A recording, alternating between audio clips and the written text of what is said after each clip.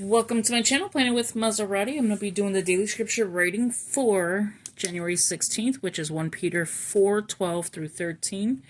So before I begin, welcome. Please subscribe, hit that post notification bell so you don't miss out on any new videos. Please give it a big thumbs up, leave a comment, and share the video. That'd be greatly appreciated. So with that being said, welcome. So for the month of January, we're focused on new beginnings. We read, write, pray, and reflect, and our self-study is scripture, observation, application, and prayer. You know what I want to look for is like a blue, only because it's like winter.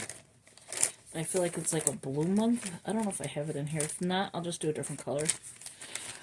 Just to highlight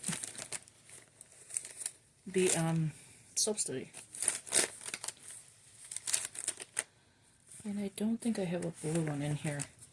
We'll just go with purple, even though purple's not, winter, but to me, I think blue and gray is, and I don't have a gray one in here either. And I just want to go like this. I don't know. Something told me to do this. I think it's cute, though. It's not, clean cut, but yeah, it's cute. It matches my little bag that I'm using as my purse pouch. So let's go ahead and read. Oh, wait, before we read, we're on day 16. We'll go to our devotionals. And 16 is here, number 4. I need to do 3 still. I'm working on 3, and yeah, so I need to finish 3. So 16, Faith for New Beginnings, 7-day devotional, David McCracken. So I do have it where we could just turn to the page. Put the pen here so it's not in the way. So 1 Peter 4:12 and 13. So 12 and 13.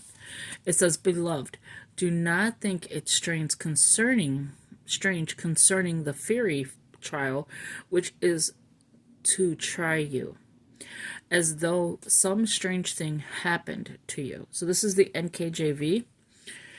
But rejoice to the extent that you partake of Christ's sufferings, that when his glory is revealed, you may also be glad with exceeding joy. 2 Timothy 2:12 and then James 1:2. So how are you doing, and how is your scripture reading going? I'm going to slide it just over a little bit. I am doing okay. I went to the specialist for the doctor that recommended, go to see the eye specialist. So I did that today. They wanted me there yesterday, which I don't understand why. They told me it was urgent, and I couldn't get there yesterday. So I got there today. And when I got there, everything was fine. They were like, yeah, you could see the doctor today. And I told them that, they said it was urgent. So whatever the guy put on the paper, or how they talk to each other through, they're not leaving their spot. The receptionist, I should say, is not leaving their spot to go talk to them. So I don't know if they did it on email, if they put it in the chart. I don't know how that happened. But when I went to go sit down, they told me where to go to sit down, and I went to do that. Not even like 10 minutes later, they came out. There, mind you, there's more people in this section. And each section means something different. So like I went in today as a walk-in. Now there's another section where there's an appointment. And so you have an appointment to see them. And I asked the lady, let me go and backtrack. I asked the lady in the beginning when I made the phone call yesterday to see the doctor to make an appointment. And she's like, it's a walk-in. So I don't know if they're confused by that or what. So when I seen them today, so the doctor comes out and he's like, can I talk to you for a minute? And I was like, sure. And he was like, can you explain what's going on with you? He's like, well, let me take you to the room. So I was like, okay, maybe I'm going back, and be seen now because it's urgent. And he's like, well, when we get back there, he's like, okay, explain your symptoms. And I told him I'm bleeding in the back of my eye, and the vision is closing in, and he's like, oh, okay. I said, I have, and I should have never said this, but I said it. I have glaucoma and cataracts. He's like, so you do have glaucoma and cataracts? I'm like, yes. He's like, unfortunately, the glaucoma doctor is not in, and, I guess I guess it's the same doctor. I have no idea.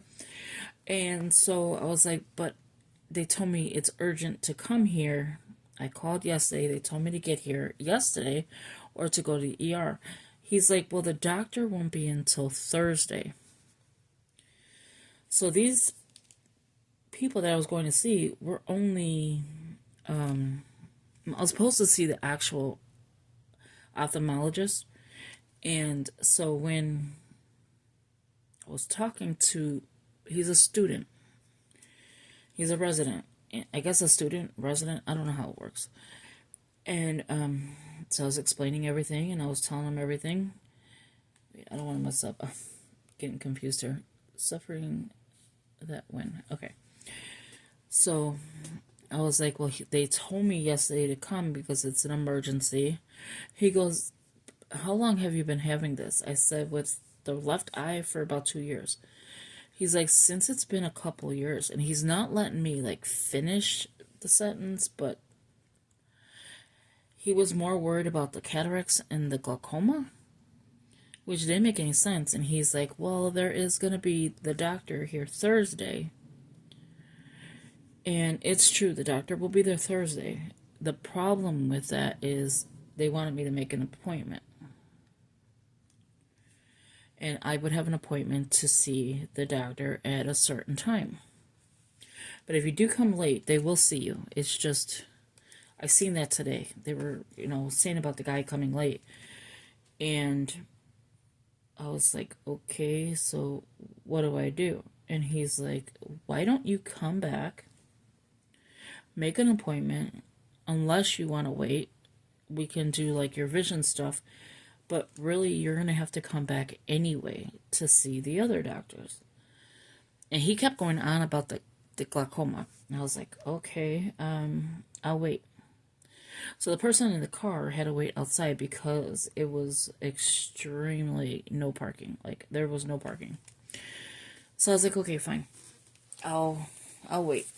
And so when I was talking to the person in the car, I was like, okay, well, there's no parking outside, and this guy's telling me that I need to come back anyway. So should I just wait, or should I come back and make an appointment? He's like, it doesn't matter to me.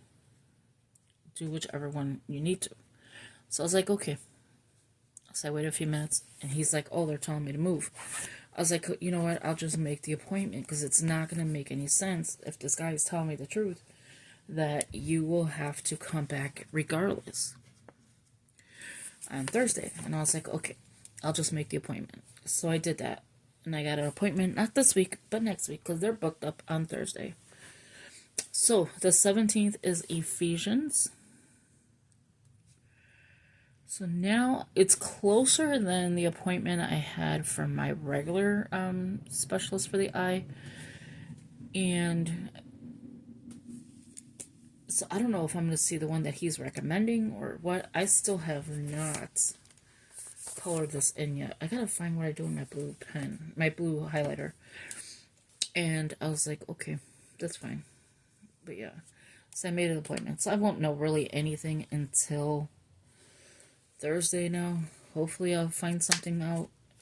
But he's like, I'm telling the guy, they're telling me to go to the ER if I can't make it to use. And, they'll get an optometrist, down there. And he's like, well, I think it's best that you just make the appointment. But if you want to wait, we could definitely see you.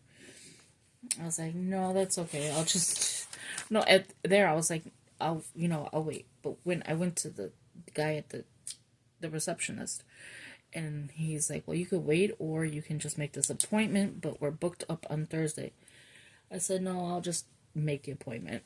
So that's what I did. So long story short, I still have to wait, even though that was a long story without being short. So thank you for watching. I hope you enjoyed this video. We are on day 14, so I'm 2 days ahead, which is great. I'm going to have this one up first thing in the morning at 6:30, and then on the 16th you'll get the same thing, first thing in the morning on the 16th. So thank you for watching, and I will talk to you in the next video. Take care. Bye-bye.